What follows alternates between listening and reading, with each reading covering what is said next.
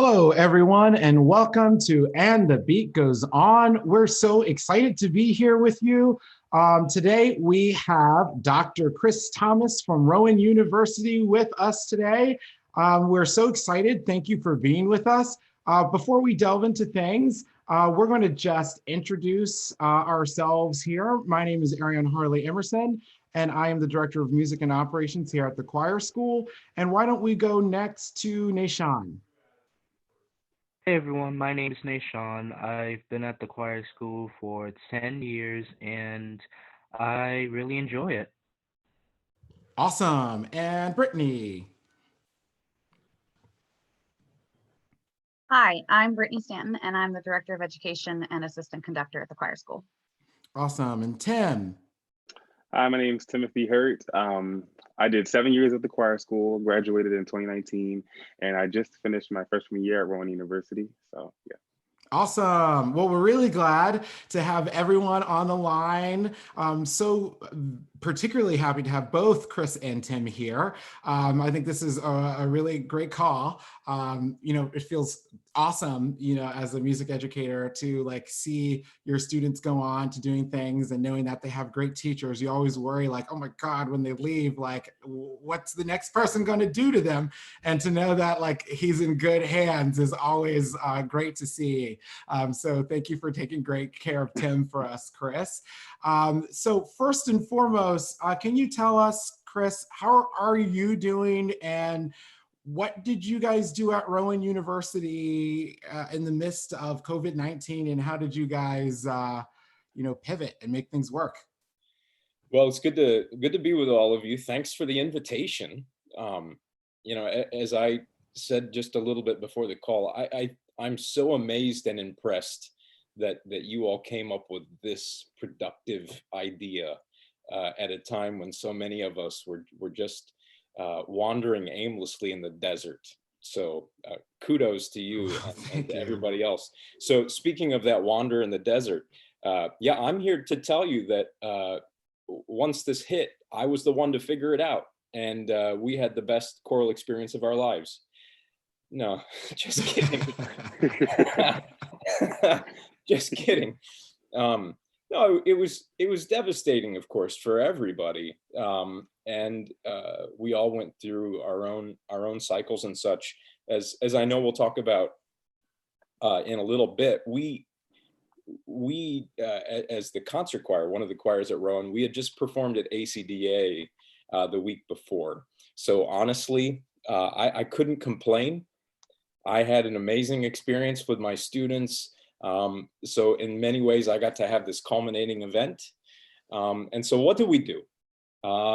Well, we came back, we had 1 week before ACDA, and we essentially learned the Vaughan Williams Dona Nobis Pacem that we were going to perform with orchestra. And so we had 4 rehearsals, and it was in the middle of the 4th rehearsal that we had all kind of expected that we were going to get the call that school was out. And so I went ahead and put the choir with the orchestra that day, and we sang the whole piece. It was actually pretty powerful. But in 4 days, the kids had no concept of what this piece was about. And so the first thing I did for quarantine choir was made my first iMovie Ken Burns attempt at explaining the work. One video just dedicated to Vaughan Williams and the composition, one dedicated to the poetry. And I had no idea how any of this was going to go, but it was a pretty great week. I remember that first time getting all 51 of those students on Zoom. I was more nervous for that moment than I have been walking into a classroom in years. And then when they all popped up, I got a little emotional. This whole thing was a roller coaster. So then I tried a few other things, and it was an epic fail after that. And so what I did, because I just got to be honest, the whole Zoom choir thing, I think it's really cute, and I'm glad people are doing it, but it just doesn't do anything for me. So what I tried to do was zoom out and say, what is it about this that is really what I'm missing? What is it? You just can't say I miss music and I miss people. What is it? And I just came up with two really simple things. And one is I crave discovery and I crave being creative. And as a performer, I like doing that with others and I like sharing that with others. And so we actually kind of left music. And what we did was we made videos of things that we created on our own, and then they sent them to me, and then I would put them in a montage, and then it would go out as things that we had made, and it was amazing. It was everything from like planting a flower garden to knitting a blanket to a fish tank. It was almost kind of like a horror film, but I mean, just to see people that want to do stuff. And so actually it kind of became inspiring. Now that is in no way, shape or form what the fall is going to look like or what I believe choir is. But that was my way of kind of nurturing us through the process. So, it is what it is. I'm inspired by having watched my colleagues and all of us try to deal with this in different ways. And I'm also very cognizant that we all have such different people in our choirs that need different things. Mine had just had a pretty high level musical experience. So me kind of diverging from music was I think okay for a few weeks. That makes sense. I mean, I can share in that I feel that moving, I guess the grief of like losing something is like a real thing. And I guess we felt the similar sort of like, well, we did the big thing for the year. Like, we went to this conference, we did the big thing, we felt great about it. It ended in a wonderful way. So it did feel very much so like not a loss. At least I didn't. I don't know how you guys felt, Brittany and Nashawn, but I didn't feel sad. I mean, yes, I miss seeing people, and making music in person, but I know a lot of colleagues that were like in the middle of preparing to work or never got to that spring concert like that. I don't know. That wasn't my experience. Nashawn and Brittany, how did you guys feel? Personally, after we did all of the ACDA tour and all of that, I felt really accomplished inside.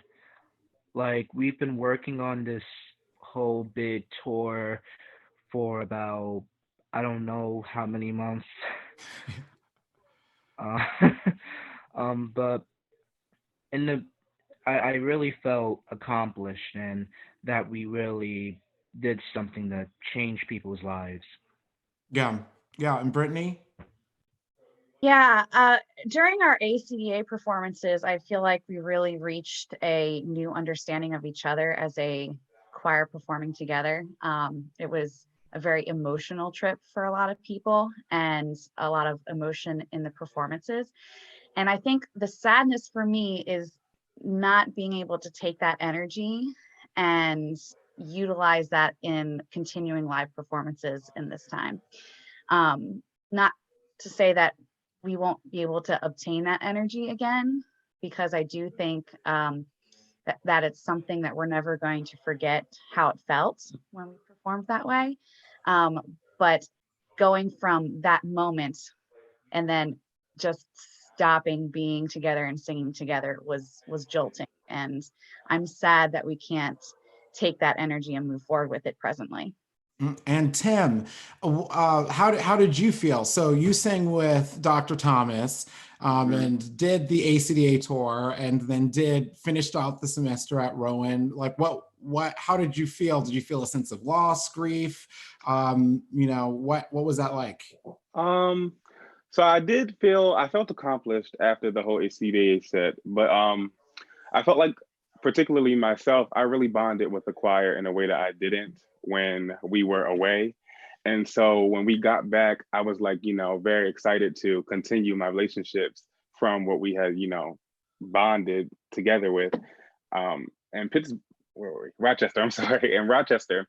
And so when I got the news, it was just like, well, it's like, where do we go from here? It's done now. So, I mean, I still keep in contact with a lot of people from the choir, but it I was upset because I wanted to continue something that had started, and it was kind of like, see you next semester maybe. So You know, this yeah. this really kind of, I don't know. I think I'm going to look back on this particular like 5 minute time frame for quite a while. But at the end of that final rehearsal that I had Yes. before Yes. we got the news, um, I'm a little disappointed in myself.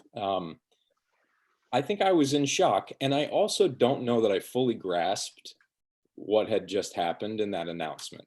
I felt like, well, I'll still be in my office. I'll still see people, da da da. And so at the end of the rehearsal, I was just I was like, well, it's been a great year. Love ya. Be safe. And we'll see how it goes. And I just kind of left. And then what I found out later was the choir got together without me, and sang the Kyrie from the Rheinberger. And I think they were in a circle, and I saw a video of it. There was tears, and it's almost kind of beautiful that I wasn't a part of it. But like Tim said, we did have this pretty incredible bond, and so I'm disappointed that I wasn't a part of it. But I don't know. I guess what I'm trying to say is, as a teacher, to know that their musical experience meant enough that they wanted to get together to just bond through it one more time, I think speaks to what we left having accomplished. I completely agree, and I think that's I agree 100,000%. I think whenever a choir gets together and wants to sing and do the thing without you, that is definitely, I think, when you've done something right.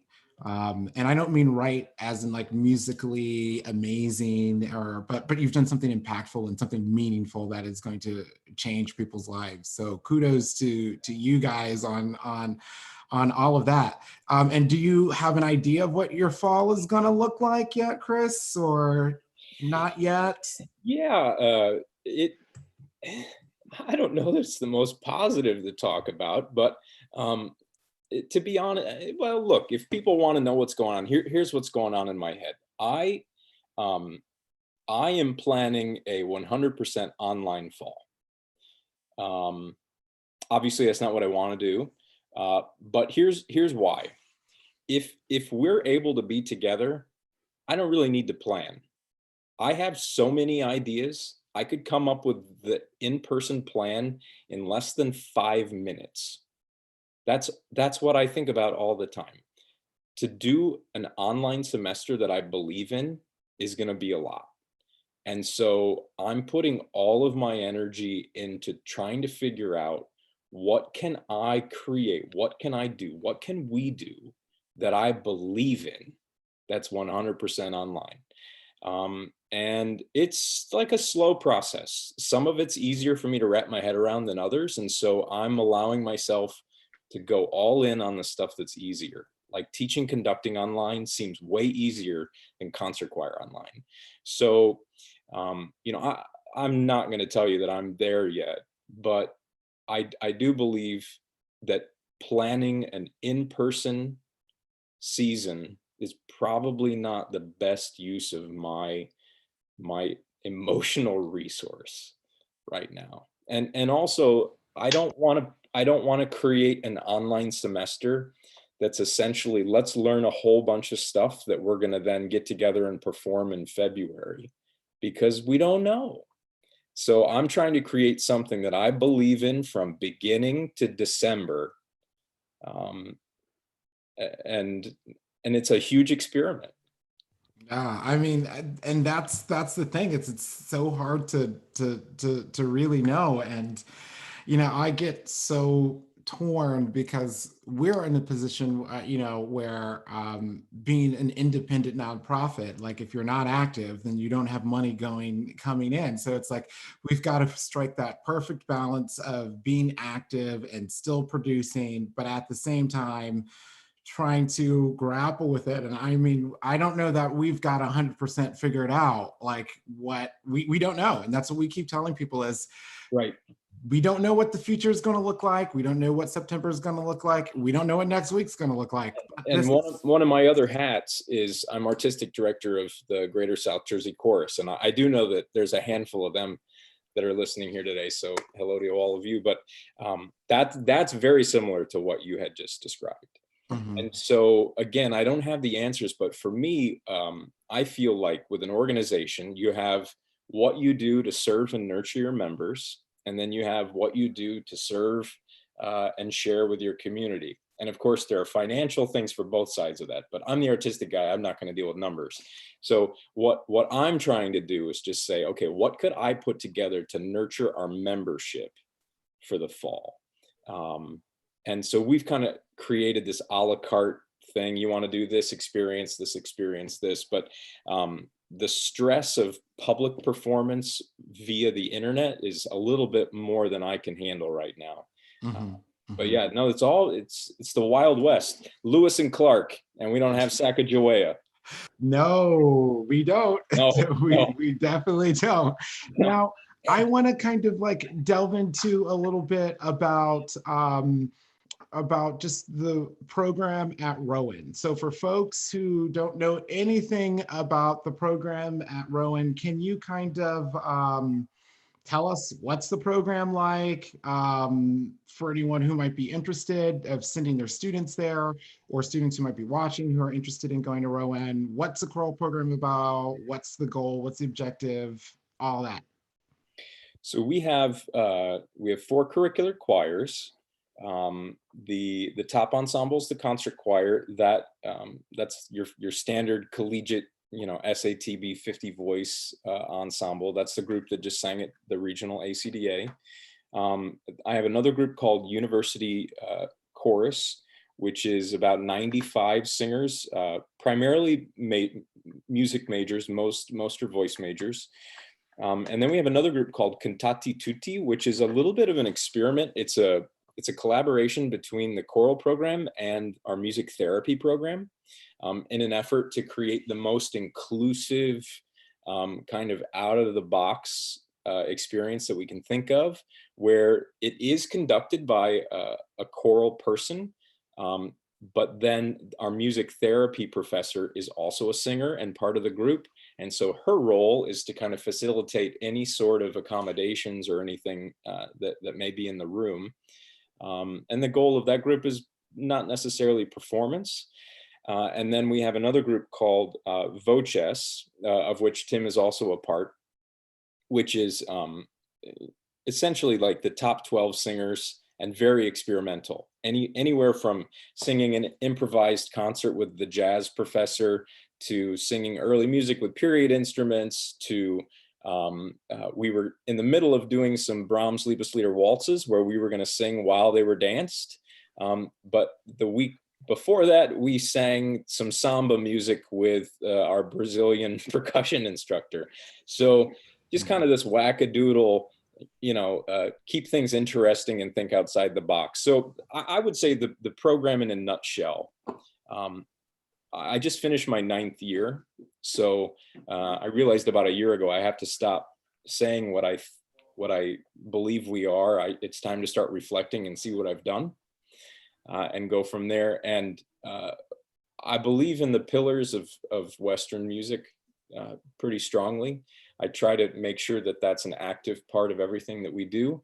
But I also believe that music is an art form. And I think that art provokes and evokes thoughts and responds to current events. And so I try to have at least one program a year that kind of takes a concept or a theme and we explore it and we push. And I don't try to get dirty, but I definitely try to pique some eyebrows in the room, because that's what art does. And I also believe that there should be a place for everybody in the program. And I want everybody to be comfortable, yet know that the goal is to find comfort in being uncomfortable, because we're going to push and we're going to go. Rowan itself, we have about 20,000 students, but we have just fewer than 100 voice majors. So, we know everybody. It's kind of a family. Families fight, families love. I think it's a good place. I mean, Tim could tell the truth. I get paid to work there, but It's definitely a family vibe in there. Like I don't really get competitive vibes at all. It's like everyone is just very supportive of each other. So And you've enjoyed your experience this oh first yes, year and have really, absolutely. yeah, what was the scariest part so far? Oh my God.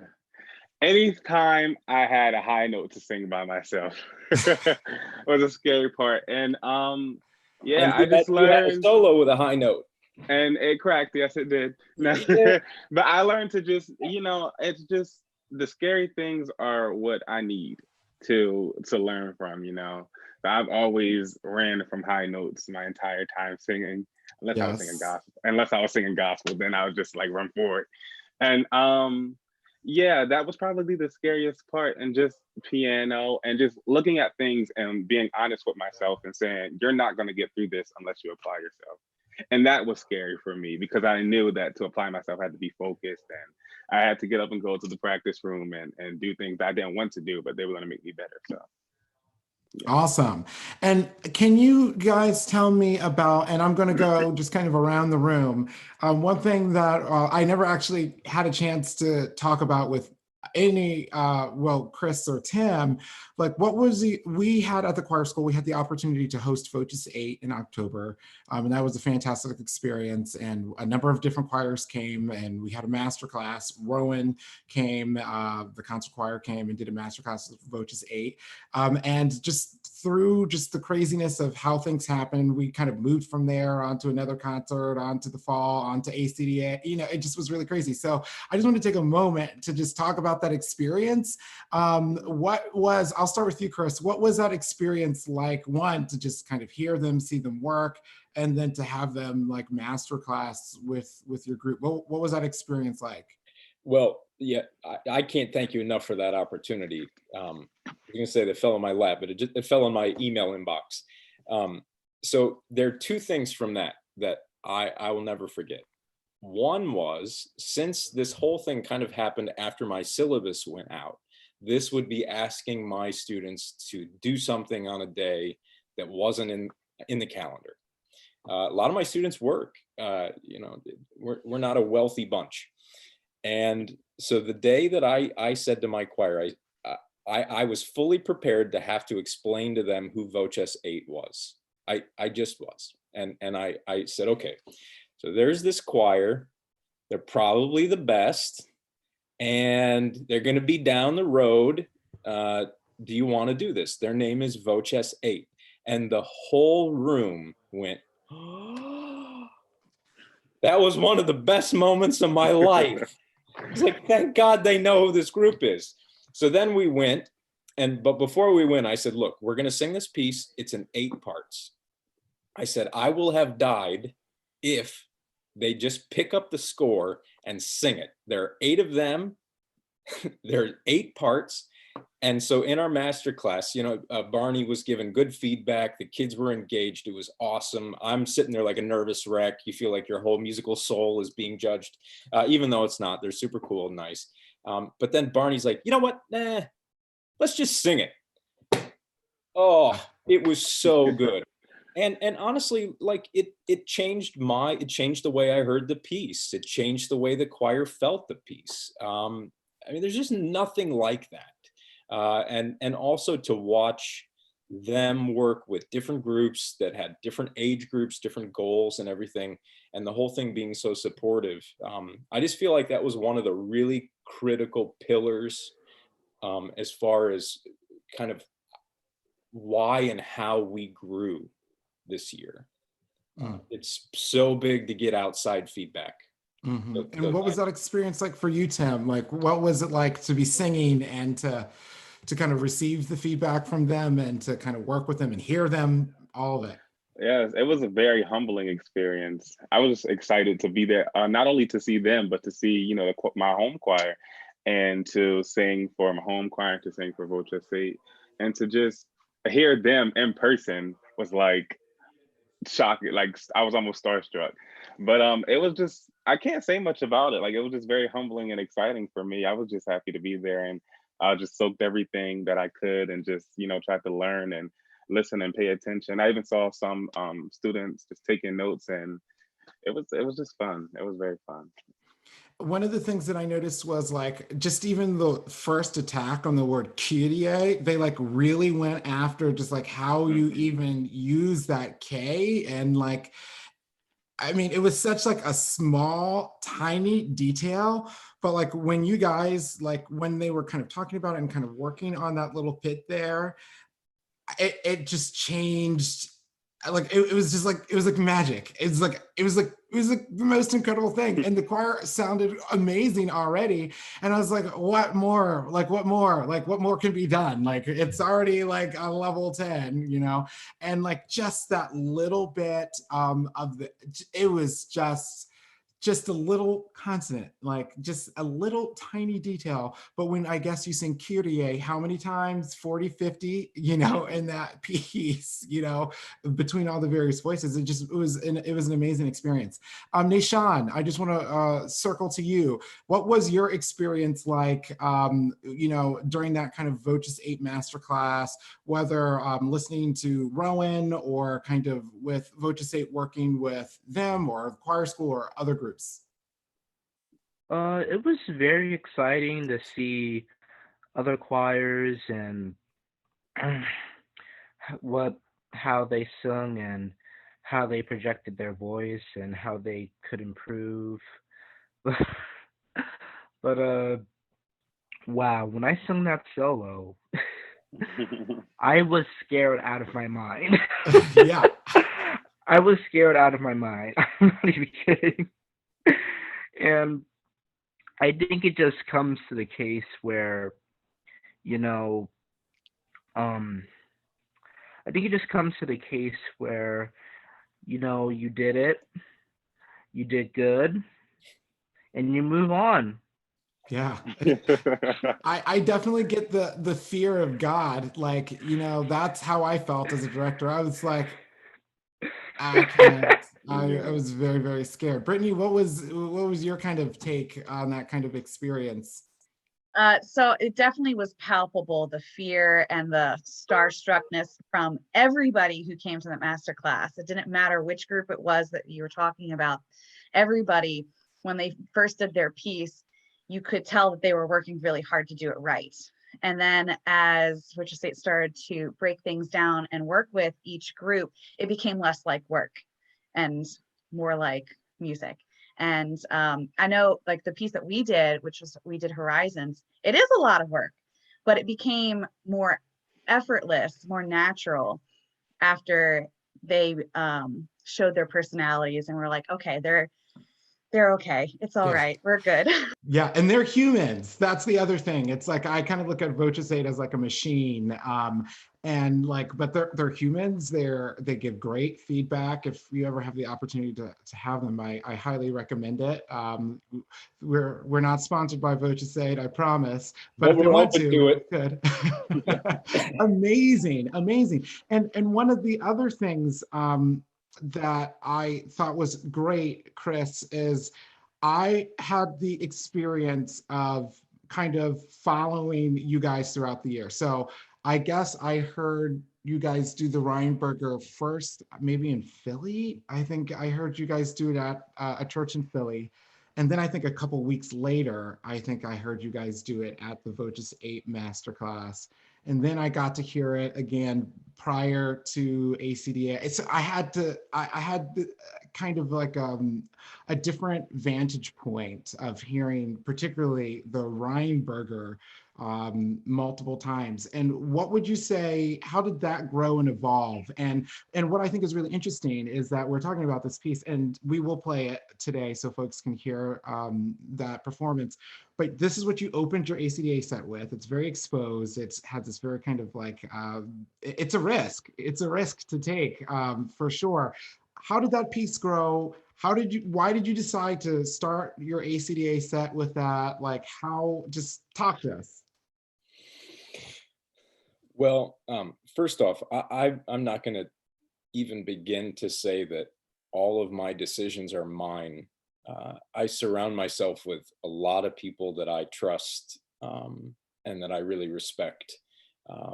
And so a shout out to Art McKenzie, retired high school director, who's one of my biggest mentors right now. But I feel like when my concept of an ACDA set was formed when I was, 20 years old, and I went to my first ACDA conference. And it's a formula, you smack them in the face with an exciting opener that nobody's heard. You do something to prove that you know how to do normal stuff. Then you try to do something to push the envelope, and then you close with a spiritual. And so, Yeah. and I think you addressed that with your last Yes. with your last talk. But so for me, it was like sort of, okay, what parts of that do I honor, and what do I do myself? And my choirs have always sung really loud. I don't know, I'm just loud, kind of an obnoxious guy. And the older I've gotten, like, the more I've realized how incredible being soft is. And to be honest, this group is the best group I've ever had. And we together figured out how to sing softly. And, if you're a choir person, you get this. If it's like my mom listening, she's asleep. But this piece, what I wanted to do was capture people with a sense of intimacy right away. And it was also the piece that I wanted to show that we can do that color and we can do that shape. And then we went right into Brahms, where we, kicked into to overdrive. But the one thing, you talked about multiple performances. My undergraduate experience at Millikan was very much like that. The fall was a lot about collecting this body of repertoire that then you would tour with for a long time, 10 days, 14 days, whatever. And you lived at such an intimate level with this piece. And my time at Roan has been very different. We do 4 unique concerts a year. So, you have a 6 or 7 week cycle, concert, bye-bye, new cycle. And so I was thinking, for 10 years, I have not paced a piece to last longer than a cycle. How do you do this? So I was terrified about it. And, for me to tell you that the way it ended up in Rochester was the plan would be a total lie. I think that we as a group just left ourselves vulnerable to all the different people that came in and heard and gave feedback, and then, filtering that through what works, what doesn't. At the end of the day, choir is a dictatorship, but I think we said it. I think what we sang was what we thought was right. Mm-hmm, mm-hmm, mm-hmm. And Tim, how did you feel with kind of like the growth and progression of that piece? Well, it was interesting to know how long we had been with that piece for, because before I had even moved on to campus, I got a PDF of the last few pages of the piece, and it was my audition or hearing or audition piece for a concert choir. So I got in, and we were off to the races from there with ACDA rep. Well, we had our fall concert, and then after that, it was just like ACDA. So, I come from a choir school where we do masses and stuff all the time, or we did masses all the time. So I was very familiar with Kyrie, and I never heard this piece before, and we just delved into it, and we would just sometimes we even have class long discussions about what the pieces meant, and everyone had different perspectives, and it was so interesting to hear what everyone had to say about the pieces. So we spent about 7 months maybe with it, with the piece, from the beginning of the first semester all the way up until we were done. So, and that's just like our piece, like the Rowan Concert Choir, like that's our national anthem. Our piece. Yeah, that's our anthem right there. So it's embedded in my, it's embedded. Have mercy. Embedded in, yeah. That's amazing. And like, just quickly, just to go, and what did you perform in the ACDA set? How did you kind of come up with the concept for it? Like, tell us what you did, how you kind of came up with it, and overall, what was your experience like? So yeah, we opened with the Rheinberger, the Kyrie from his Mass in E flat, and then we went Attacke into Brahms' Sehnsucht. I wanted to just change color, just move right on. I also have a really hard time accepting applause when something really meaningful happens. And so maybe, I don't know, I'm weird. So anyway, I just wanted to move through that and let that be a moment. And then after that, we performed two movements from this really interesting oratorio that we had commissioned a few years ago called Open Minds. One of the pieces well, it's all composed by a poet, Deborah Kennedy, who herself is bipolar.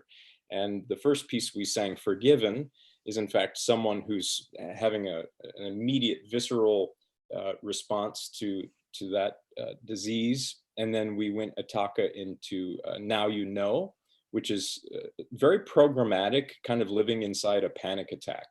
So I would say that those two pieces were kind of what filled that slot of something new, something that most people hadn't heard, that maybe just adds to the field. You know, at the end of the day, we're all trying to share ideas and new things. Then we sang the Brock Commission, which is kind of a separate topic. And then the piece was perhaps a little depressing, which I find many of my concerts to accidentally become. And so we did this Norwegian dance, Gropens, fun with a fiddle, couple minutes, finally people smile. And then we end with a piece called Stomp on the Fire by Andrea Ramsey, which was in an essence kind of overcoming injustice. So the way that I tried to create some sense of linear concept was we opened with Kyrie, we're begging for mercy in a world that needs it. Sehnsucht is all about being alone. And not to sum it up in one word, but you know, we have limited time. So let's say it's being alone. Then mental health was an issue. And then the Barak Commission was this incredible poem where at the end of the day, we're struggling with what is happiness? What is the essence of life? What is its purpose? Then we had the fun dance, and then at the end we overcome injustice. So in many ways, even though it wasn't overt, I think there was a story about some sense of recognizing truth and perhaps forging some concept of hope in moving forward. You know, we're choir people, so we're good at making up stories, even if it's not true. But that's essentially how it unfolded. I think it was, I mean, I experienced and felt the set as an arc, like a you know, constructed arc is how it felt for me. And I'm interested to Nishan, with the piece that was kind of illustrating a panic attack, you know, like we for those watching, the choir school went up and Rowan hosted us, and we took a Saturday morning and we ran through our ACDA sets. I think this might have been the Saturday right before ACDA, actually. It was very, very near. And I just remember the reactions amongst folks in the choir, particularly with that piece, in the percussion and all of that. So Nishan, what was how did you experience that piece and the set in general? Personally, I think the set was very beautiful, and like what you said, Chris, I think it really captures what you were saying earlier. Like, and another thing, the panic attack piece had me scared. It had me scared. I was frightened. I thought it was just so brilliant, and like I knew it was coming. You had kind of given us a little a heads up about it, but it was just so effective. Like I wear an Apple Watch all the time, and like my heart rate was like, it was clearly elevated, and I was like, I felt it was like that really. I think the Kyrie and those two pieces definitely elevated my heart rate for totally different reasons. But like, I don't know. What were your thoughts, Brittany? I know you heard that said as well. Yes, well, I think with each piece, as it went from one to the next, it was, you know, it kind of took me aback because I didn't know any of the works, and so they do kind of pull you in different directions. And so each time I was pulled in a different direction, there was a different emotional response. And not that they were negative, but some of them like evoked some strong feelings, and not just for myself, but choristers and some of our other singers, and created that uncomfortableness that you talked about earlier.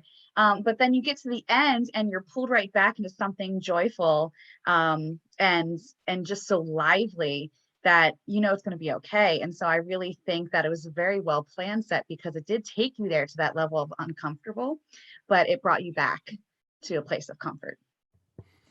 And just very quickly, what is it like to perform the Brock Commission? Like, what is that experience like when you get the call or email that like you've been selected and you're going to do the Brock Commission? Like, what's Yeah. that experience like? Well, I'll tell you the experience for me. I've never done ACDA before. As a conductor, I was fortunate enough as a student to have done it. But so the whole thing, I'm terrified to begin with. Then, yeah, Peggy Detweiler emails me and says, "Would you like to do the Brock Commission?" And so, with zero thought, within 5 seconds, I responded, "Yes, thank you." And then I had months to regret that decision while I waited for the score to show up.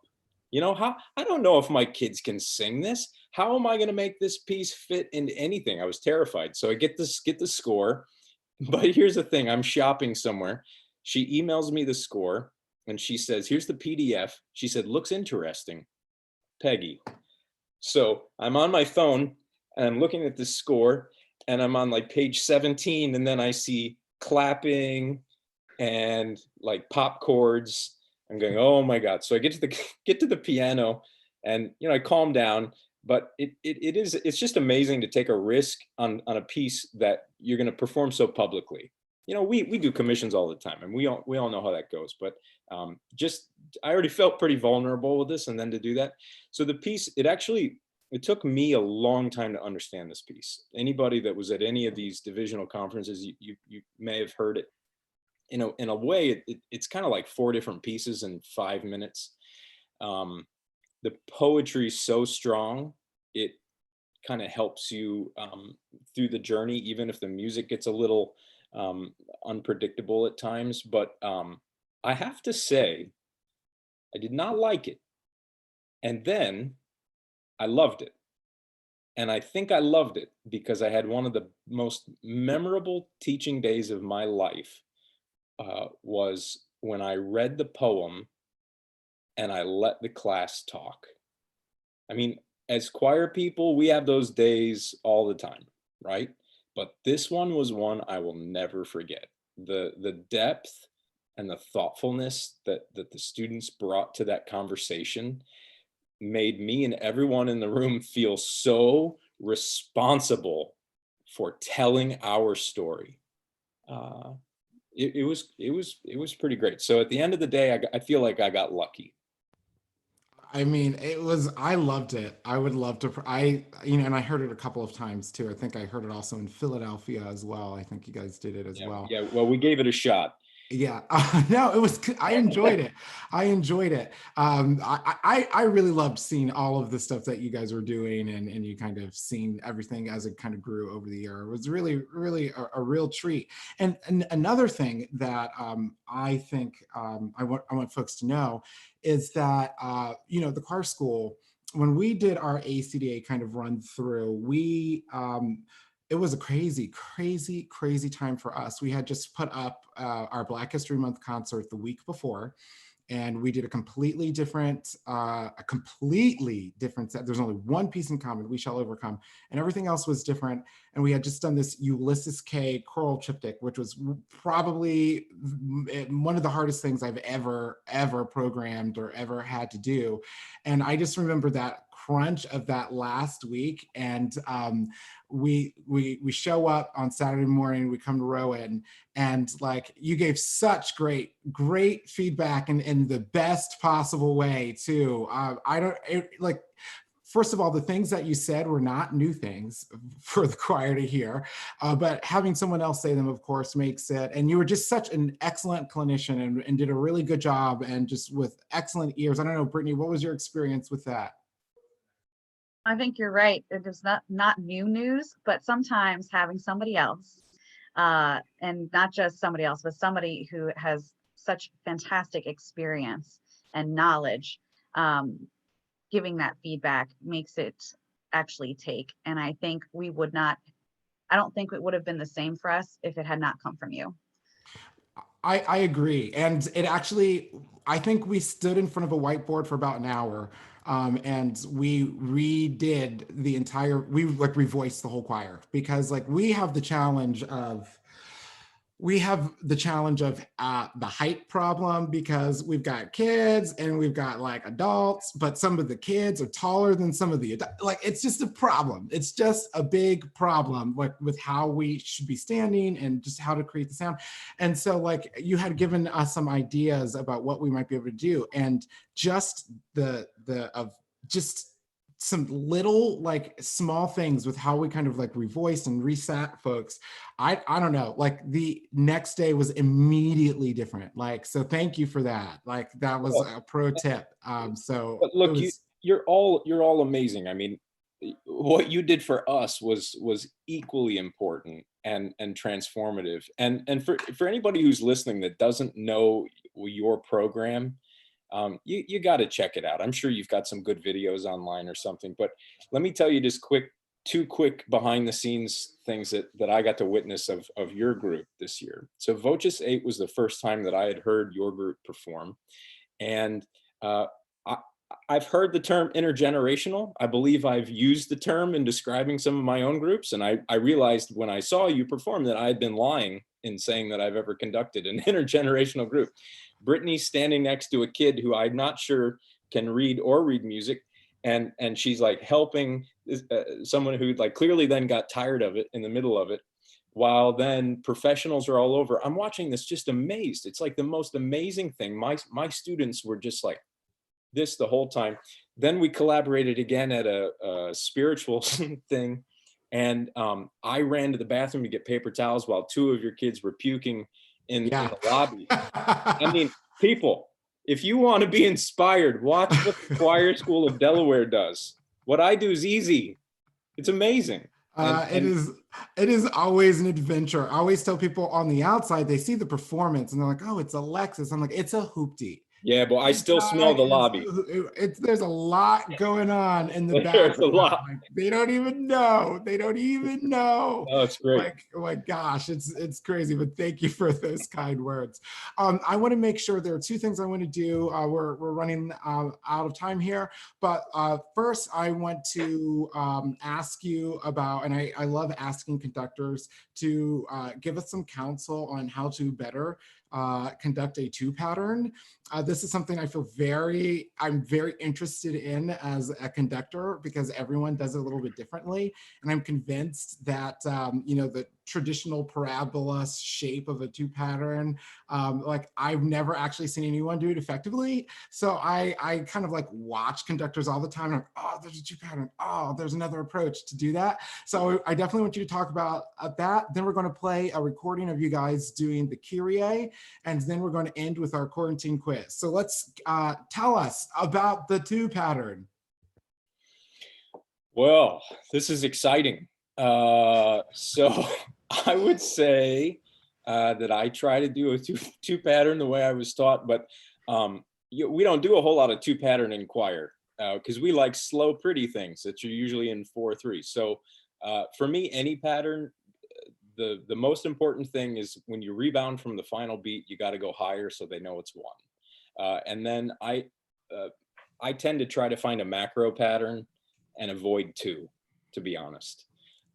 So there you go. I do a two pattern by avoiding it. Yeah. And that's what I do. I definitely like default to super meter and macro pattern. I'm like, here's really 4 and here's really 3 and try to do that because it's just so problematic. I'm just like, why? And I know it's a simple thing, but I think that's a pro tip to like look for the macrometer or supermeter and to avoid it at all costs. So, but it's been very fascinating to see kind of how people do that a little bit differently. We're going to pivot real fast here, and we're going to play a recording of the Kyrie.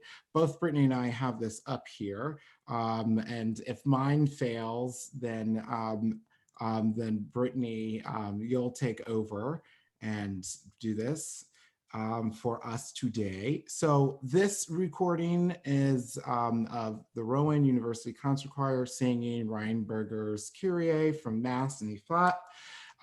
This was, I believe this was your send-off concert actually, and you can check out this full concert on YouTube if you're curious about any of what we've been talking about today into the pieces here. It's all there. So give me just a moment here and we will get this started. Here we go.